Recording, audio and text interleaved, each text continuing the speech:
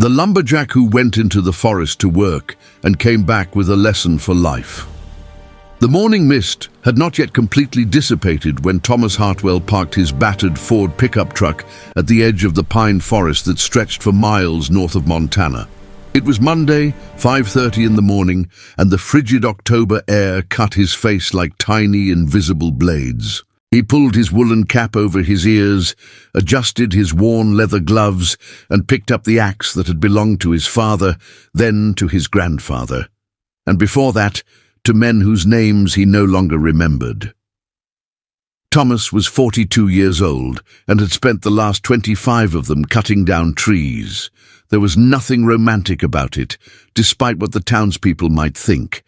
It was hard, dangerous work that left his body aching and his mind numb from repetition.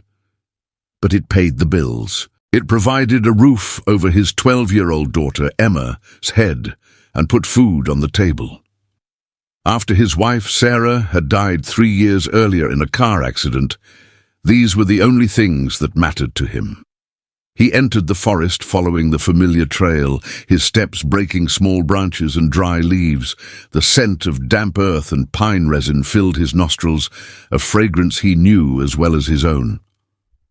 Thomas had never been one for many words. He had grown up in a family where the men showed love through hard work and respectful silence. His father had never told him he loved him, but Thomas knew it every time the old man woke before dawn to work double shifts at the sawmill. Now he was that kind of man too. He worked contracts as an independent logger, cutting down trees marked by the Forest Service for sustainable management. It wasn't glorious work, but it was honest. And lately, it was all he could think about to keep from drowning in worries. Emma was changing. At 12, she was no longer the little girl who ran into his arms when he came home. She spent hours locked in her room, glued to her cell phone, responding with monosyllables when he tried to talk. He knew it was normal for her age, but it hurt in a way he couldn't explain. Without Sarah there to translate the female and teenage world for him, Thomas felt lost, as if he were trying to read a map in a foreign language. That particular morning, they had argued. Emma wanted to go to a party at a friend's house on Saturday night.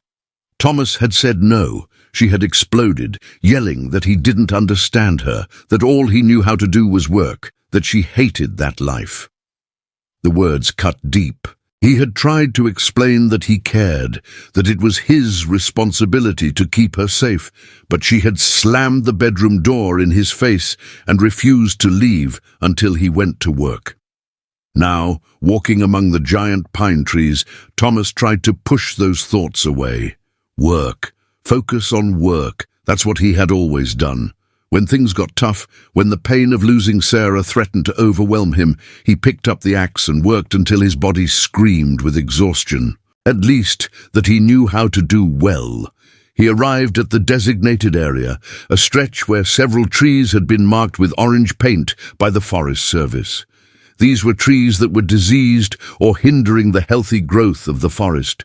His job was to cut them down, chop them into manageable pieces, and mark the spot for haul trucks to come and pick them up. Simple, straightforward, no emotional complications. He chose the first tree, a pine that must have been about 50 years old, maybe more. He studied the angle, calculated where it would fall, cleared the area around it. These were automatic rituals, engraved in his muscles by thousands of repetitions. He raised the axe and began. The sound of metal against wood echoed through the forest in a steady rhythm. Thwack, thwack, thwack. Thomas entered a kind of trance when he worked, a state where only he, the tool, and the tree existed. There was no room for worries, for fears, for the painful feeling of inadequacy he had been feeling more and more as a father. It took about 40 minutes for the first tree to begin to groan. He stopped, took a few steps back, and watched. There was always something solemn about that moment, something he never admitted aloud but felt.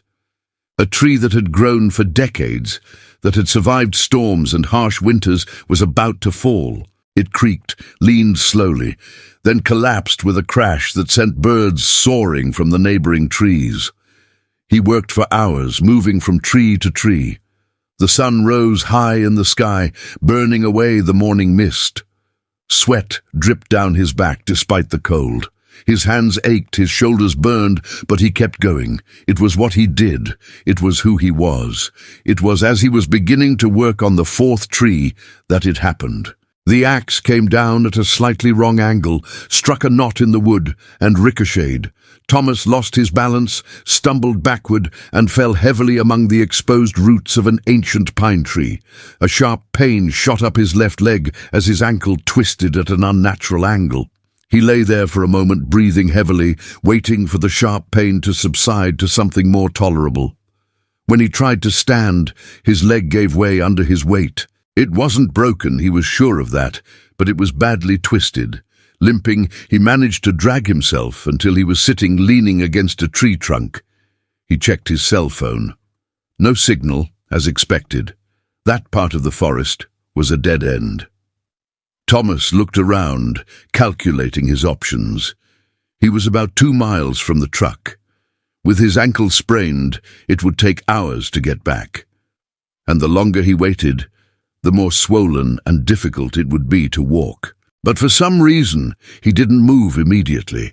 Maybe it was the pain, or maybe it was something more, an exhaustion that went beyond the physical. Sitting there, forced into stillness, Thomas realized something he hadn't noticed in years of working in that forest. The silence wasn't truly silence. There was the whisper of the wind in the pine tree tops, a soft, steady sound like breathing. There was the distant call of a woodpecker, the rustling of small animals in the undergrowth, the murmur of a stream he didn't know ran nearby. The forest was alive in ways he had never stopped to notice. He looked up at the branches that intertwined, creating intricate patterns against the blue sky. Sunlight filtered through the leaves, creating golden mosaics on the forest floor. There was beauty there, simple, silent beauty that existed whether he noticed it or not. How long had it been since Thomas had truly stopped to look, to see? He came to this forest to work, he used it as a resource, but how long had it been since he had seen it as something more than trees to cut down and logs to sell? A squirrel scurried down a nearby tree, stopped a few feet from him, studied him with bright, curious eyes, then continued on its way. Thomas found himself smiling slightly.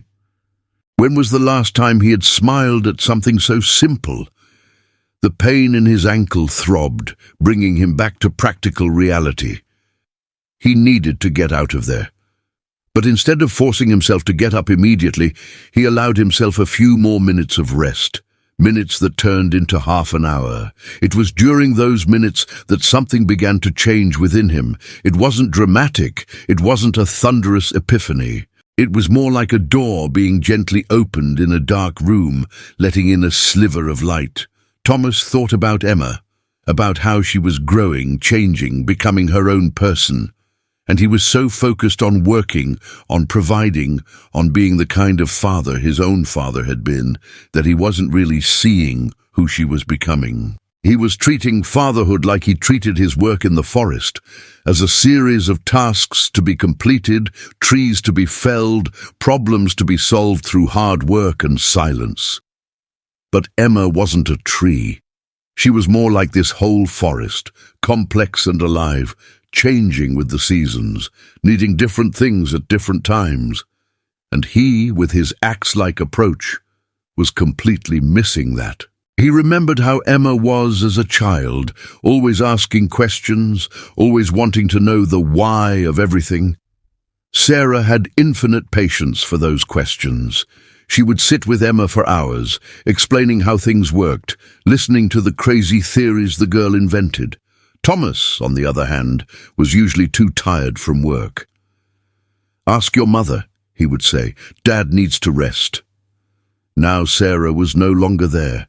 And Emma still had questions, but they were no longer about why the sky is blue or where babies come from. They were more complicated questions about identity, about belonging, about her place in the world. And Thomas didn't know how to answer these questions because he had never asked them himself. A bird landed on a branch above him and began to sing. Thomas closed his eyes and listened. He really listened. How long had it been since he had truly listened to Emma? Not just the words she said, but what lay behind them. When she complained that he didn't understand her, perhaps it wasn't really about the party. Perhaps it was about feeling invisible, about having a father who was physically present but emotionally absent. The realization hurt more than the sprained ankle. Thomas had spent 3 years since Sarah's death doing the only thing he knew how to do: work. Work to avoid thinking, to avoid feeling, to avoid confronting the vastness of the loss. And in the process, he was losing Emma too. Not to death, but to the distance created by his own inability to be truly present. He looked at the fallen axe a few meters away. For 25 years, that tool had been his constant companion. He knew exactly how to hold it, how to swing it, how to make it cut cleanly and efficiently. But he didn't know how to talk to his own daughter.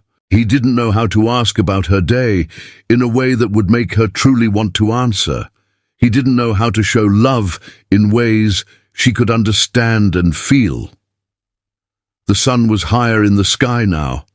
Thomas knew he needed to move, but something kept him there, as if the forest had more to teach him if he would only stop and learn. He observed a colony of ants working in an organized line, carrying pieces of leaves much larger than themselves. They weren't doing this alone. They worked together, each with its part, moving in perfect coordination. There was something there, a lesson that his still tired brain was trying to process. Family, community, connection. These ants could only do what they did because they worked together, because they communicated, because each one played its part. He and Emma were a family of 2 now, but they weren't working together. He was trying to carry everything alone, to be the provider, the protector, the one who made all the decisions. And in the process, he was excluding Emma from the equation, treating her as someone to be protected and provided for, not as a partner in their shared lives. Sarah had always been better at this. She treated Emma as a whole person, even when she was little. She asked for her opinion, explained the reasons behind her decisions, and created space for Emma to feel heard and valued. Thomas had admired this in Sarah, but had never really tried to learn from it. Now, sitting on the forest floor with a twisted ankle, he realized he needed to. He needed to stop seeing fatherhood as a series of tasks and start seeing it as a relationship. Relationships required communication, vulnerability, presence. They required more than just working hard and providing financially. They required showing himself as a complete person, with flaws and fears and uncertainties, not just as the strong, silent figure he always thought a father should be. Emma didn't need a perfect hero. She needed a real father, someone who could admit when he was wrong, when he was scared, when he didn't have all the answers. Someone who truly saw her, who asked questions about her life not out of obligation, but out of genuine interest. Someone who could say, "I love you" aloud, with words, not just through hard work and silent sacrifice. Thomas thought back to the argument that morning. Emma wanted to go to a party. His immediate answer had been no, because he was afraid. Afraid that something would happen to her, of losing her like he had lost Sarah. But he hadn't said that. He had only said no, as if his word were law, as if she didn't deserve an explanation or a real conversation about the matter. What if instead he had said, "I'm afraid to let you go because I love you, and I can't bear the thought of something happening to you"? What if he had asked about the party, about who would be there, about what made her want to go so much? What if they had had a real conversation instead of a judgmental statement? Perhaps the answer would still be no. Or perhaps it would be a yes, but with conditions. or perhaps you would discover a solution together that worked for both of you. But either way, it would be a conversation, a moment of connection instead of another brick in the wall that was growing between you. Thomas's ankle was throbbing more insistently now, a reminder that he couldn't stay sitting there forever. But before he moved, he made a promise to himself. When he got home, he would talk to Emma, really talk. He would apologize for this morning, explain his fears, admit that he was struggling to be a good father on his own. And then he would listen, really listen to what she had to say. It wouldn't be easy. He wasn't good with words. He hadn't been raised to be vulnerable or open about his feelings. But Emma was worth the discomfort. Their relationship was worth the effort of trying something new, of being different from the kind of father he'd always thought he should be. Thomas leaned against the tree and slowly stood up, testing his weight on his injured ankle. It hurt, but it was bearable. He could reach the truck if he went slowly. He picked up the axe, looked at it for a long moment, then fastened it to his belt. He began walking back along the trail, limping but determined.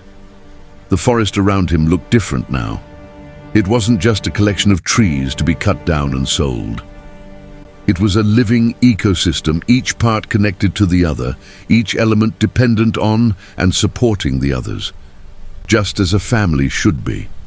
Each step hurt, but Thomas didn't quicken his pace. There was no rush. For the first time in a long time, he was present in the moment, aware of the world around him, of the sounds and smells and the sensation of the air on his skin. There was something liberating in that, in slowing down, in allowing himself to feel and observe. The walk that would normally take 30 minutes took almost 2 hours. When he finally reached the truck, the sun was high and his ankle was swollen inside his boot. But his mind was clearer than it had been in years. Driving was challenging with his injured ankle, but he managed. The road back to town snaked through more forests, then across open fields where farms dotted the landscape.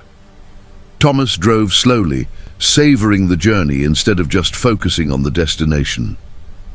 He thought of all the mornings he'd rushed out the door, late for work, with no time for a proper breakfast, answering Emma's questions with grunts and monosyllables. He thought of all the dinners eaten in silence, him too tired to talk, her eventually giving up trying. He thought of all the nights he'd fallen asleep on the sofa watching TV instead of asking about her day, about her friends, about what she was learning at school. How many moments had he missed because he was so focused on working, on providing, on being strong? How many opportunities for connection had he let pass because he was too tired, too busy, too trapped in his own patterns? But it wasn't too late. Emma was still there. They still had time. He just needed to truly show up, not just physically, but emotionally. He needed to be brave in a different way than he always had been, brave enough to be vulnerable, to admit his flaws, to ask for help. When he got home, it was already past noon. Emma was at school, of course. The house was silent and empty. Thomas limped to the kitchen, got ice for his ankle, and sat down at the table. She looked around the kitchen. Photos of Emma at various ages covered the refrigerator. Baby Emma in Sarah's arms, young Emma with her first tooth falling out. Emma at 8 years old, covered in mud after playing in the yard. Emma, last year, with one end of her hair dyed purple, an experiment Thomas had disapproved of, but Sarah had supported. Sarah. God, how he missed her. She would know what to do, what to say, but Sarah wasn't there, and Thomas needed to figure it out on his own. He needed to learn to be the kind of father Emma needed now, not the kind of father he thought he should be, based on how he was raised. He picked up his cell phone, and before he could think twice, typed a message to Emma. "Hey, love. I hurt my ankle at work today. Nothing serious, but it got me thinking. I want to talk when you get home, about this morning, about everything. I love you. Dad." He sent it before he could change his mind. It was a small start, perhaps clumsy, but it was a start. The words, "I love you," seemed strange typed there, so rare in his communication with Emma in recent years. But good, right. Thomas spent the afternoon in the living room, his foot elevated but his mind working. He thought of all the ways he could do things differently. Dinners at the table without the TV, really talking, asking her questions about her life and truly listening to the answers, sharing things about his own day, his own struggles, instead of always pretending everything was fine, admitting when he was scared or uncertain, asking her opinion on decisions that affected their lives. It wouldn't be perfect. He would make mistakes. There would be discomfort and awkward moments as they both adjusted to this new dynamic, but it was worth a try. Emma was worth every second of discomfort. At 3:30, he heard the key in the lock. His heart raced. Emma came in, threw her backpack on the hall floor, and walked into the living room, her face a mixture of worry and caution. "Are you okay?" she asked, looking at his elevated foot covered in ice. "I'll be fine," Thomas said. "I just twisted it. It'll take a few weeks to heal completely, but nothing's broken." Emma nodded, still standing in the doorway, uncertain. Silence stretched between them, but this time Thomas didn't let it become a wall. "Sit here with me?" he asked, patting the sofa next to him.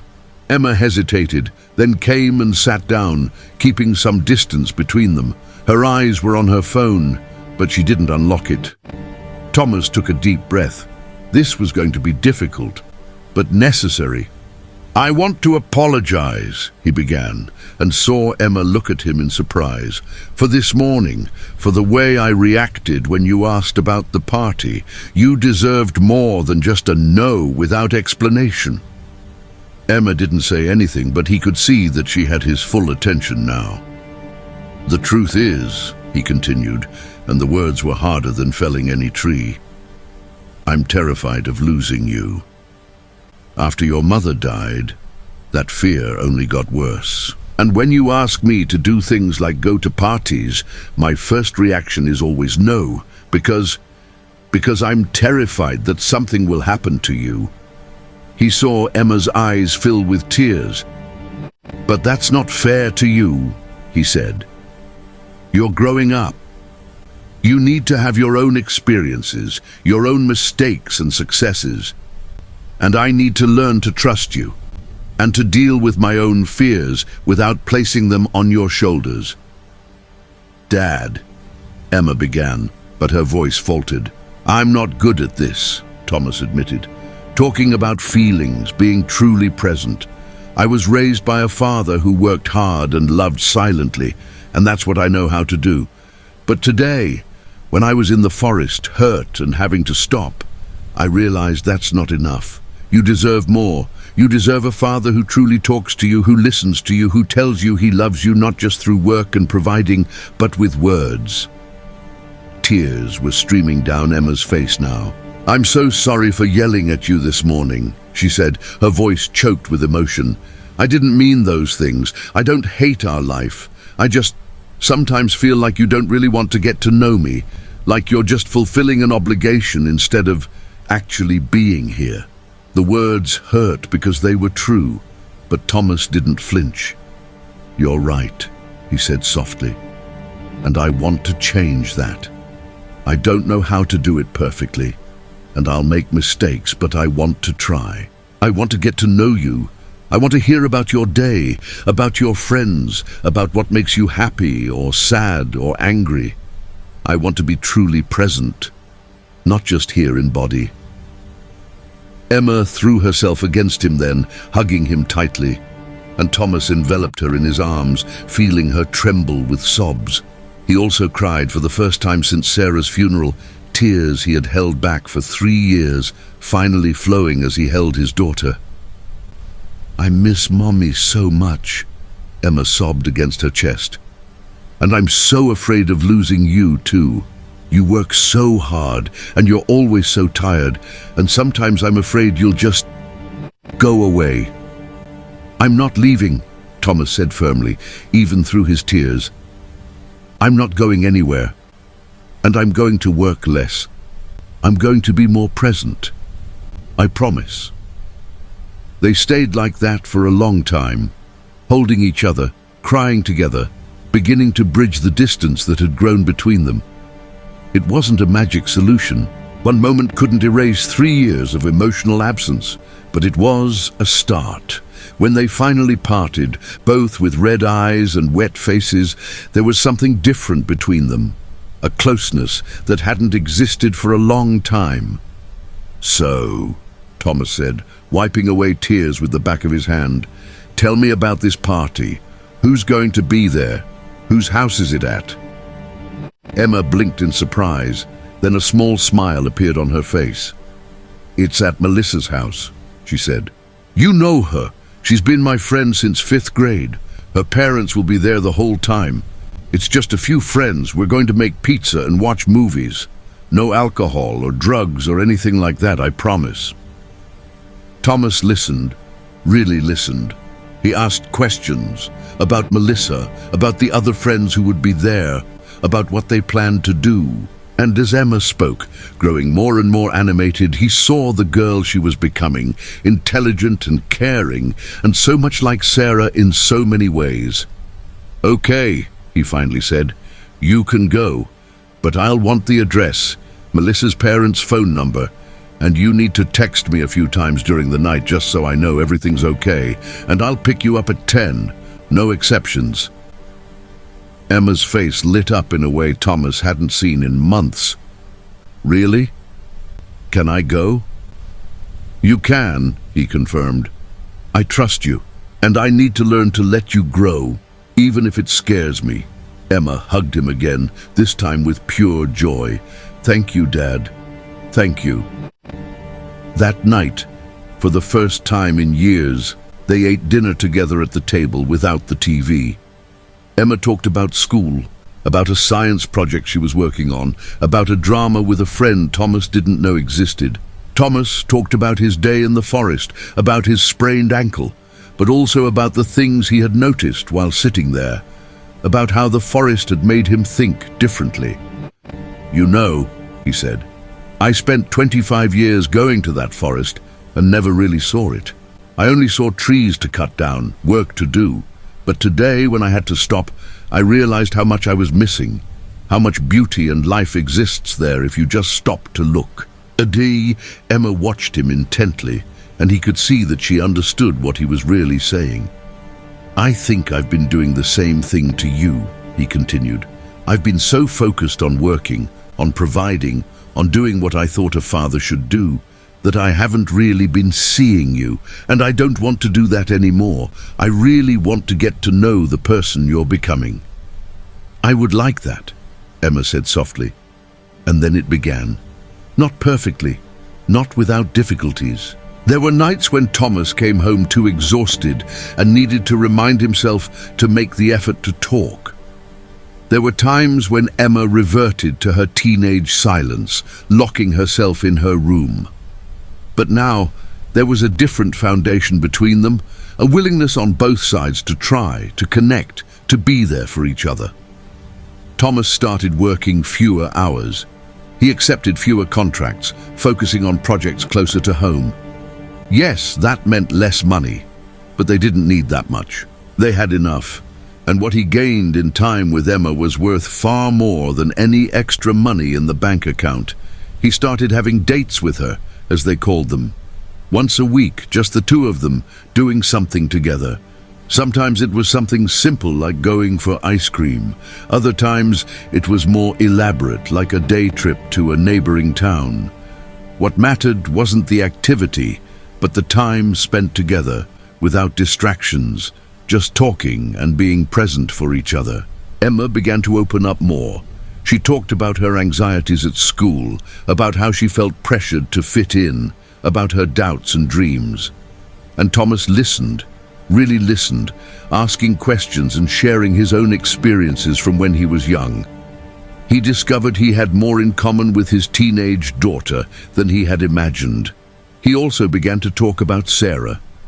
For 3 years, they had avoided mentioning her name much. as if talking about her would make the loss more real, more painful. But the silence wasn't protecting anyone. It was only isolating them in their own separate griefs. Then Thomas began to share memories, stories about Sarah that Emma was too young to remember. And Emma shared her own memories, things that Thomas didn't know she remembered.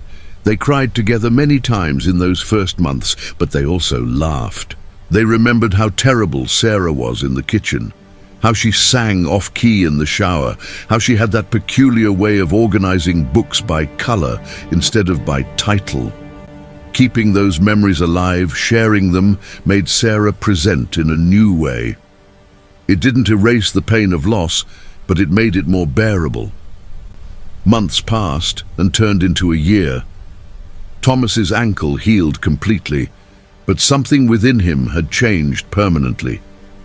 He returned to work in the forest, but with a different approach. He would sometimes stop during the day, just to observe, to listen, to be present. The forest, which had once been merely his workplace, became a place of peace and reflection. He even began taking Emma along occasionally on weekends, not for work, but just for walks, to show her the beauty he had finally learned to see. Emma loved it. She took photos, made sketches, collected interesting leaves and stones. Thomas discovered that seeing the forest through her eyes renewed his own enchantment with the place. On a spring Saturday, more than a year after that fateful day when he had injured his ankle, Thomas and Emma were walking together along the same path where everything had changed. The air was fragrant with wildflowers and the fresh scent of new growth. Birds sang in every direction, celebrating the season of rebirth. Emma stopped near a young tree, a pine that couldn't have been more than 5 or 6 years old. "Look, Dad," she said. "This tree is new. It probably grew from one of the ones you cut down years ago." Thomas approached, studying the small tree. She was right. It was exactly the kind of new growth that happened when old trees were removed, leaving space and light for the next generation. "You know," he said thoughtfully, "I've spent so much time focused on cutting down trees that I've never really thought much about the ones that grow back. But it's part of the cycle. Sometimes you need to let old things go so that new things can grow." Emma looked at him with that wise look she was developing. "Like you and me," she said. "You had to let go of the old version of being a father so that we could have this." She gestured between them. Thomas felt his chest tighten with emotion. His 13-year-old daughter, almost 14, had more wisdom than many adults he knew. "Exactly," he said, putting his arm around her shoulders. "And I wouldn't trade that for anything." They continued walking, and Thomas reflected on how his life had changed in the past year. It wasn't necessarily easier. There were still challenges, still moments of frustration and misunderstandings. But there was connection. There was love, expressed not only through actions, but through words. There was real presence.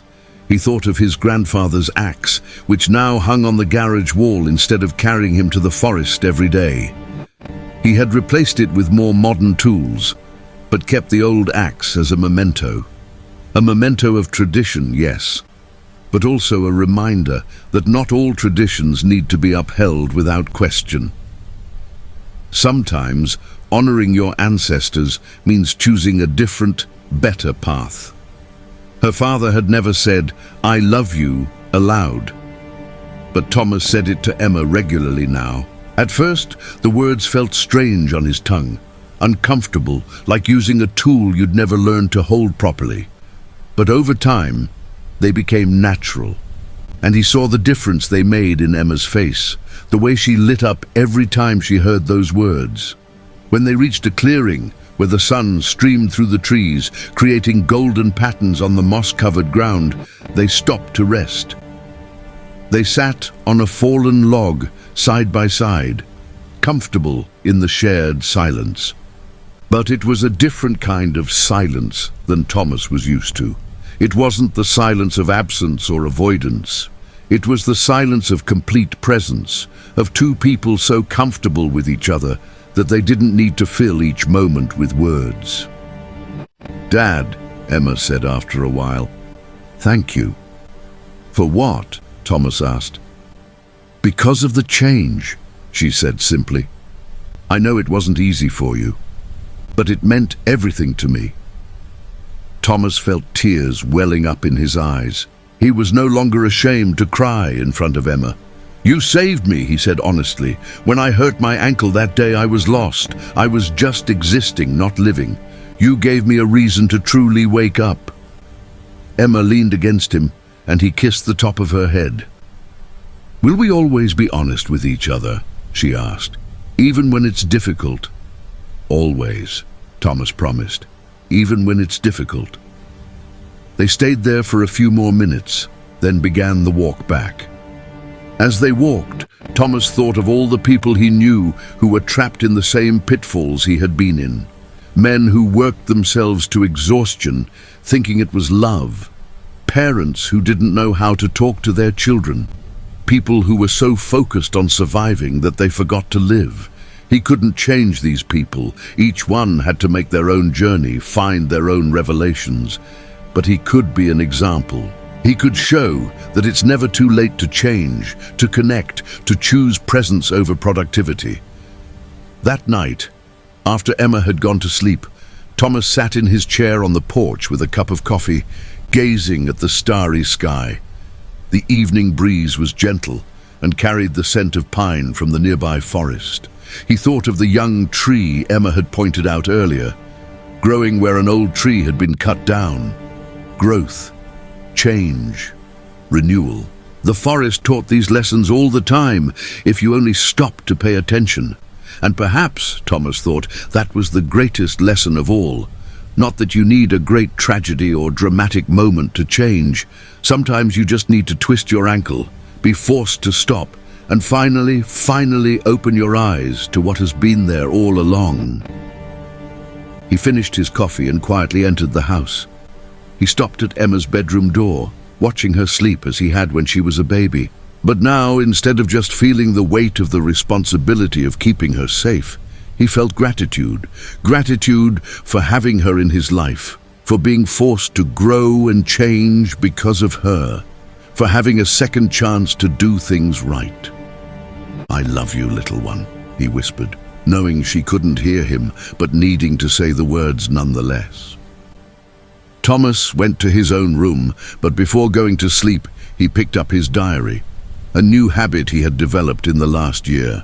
He wasn't a good writer, but he discovered that putting thoughts on paper helped him process them, to keep them real.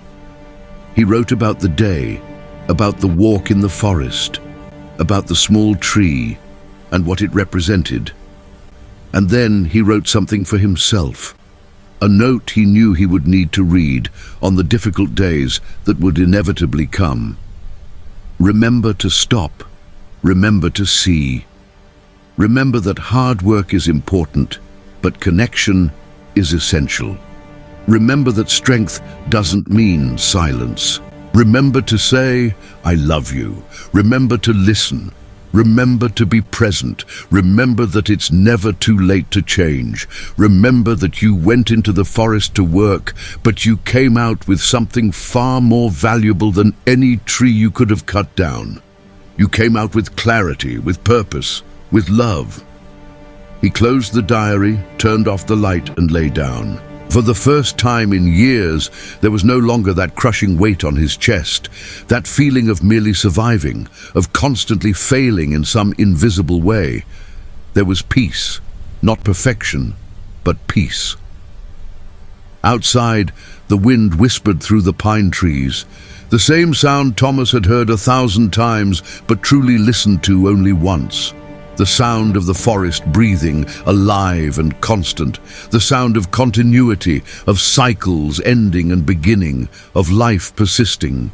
And Thomas Hartwell, a 43-year-old lumberjack, father of an amazing teenage girl, a man who had learned that life's most important lessons sometimes come when you're forced to stop and really look, finally fell into a deep sleep. Not the exhausted sleep he had known for so many years, but the sleep of someone who is living, truly living, not just existing. The forest would still be there tomorrow, with its trees to cut down and its beauty to behold. Emma would continue growing, changing, becoming more herself each day, and Thomas would be there for it all, not just physically, but with his whole heart, because he had finally understood the lesson the forest had taught him on that fateful day. You can spend your whole life cutting down trees and never see the forest. You can spend your whole life working for your family and never truly know them. But when you stop, when you really look, when you allow yourself to be present and vulnerable and completely human, that's when true life begins. Thomas had gone into the forest that day to work, but he had come out with something infinitely more precious, an understanding that the most important work he would ever do was not to cut down trees, but to build bridges, not in the forest, but in the heart of his own home, connecting with the only person in the world who mattered most. And that lesson, learned through pain and forced silence on a cold forest floor, had changed everything.